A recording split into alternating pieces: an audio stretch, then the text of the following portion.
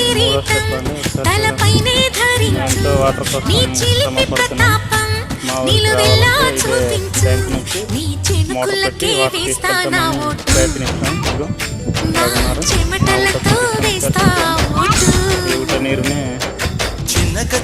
చిన్నగా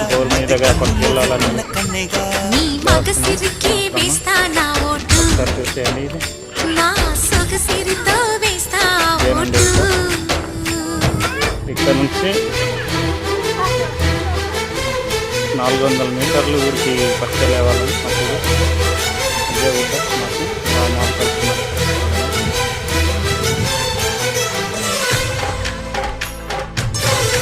ఏం చేస్తాం రా బా మరిది.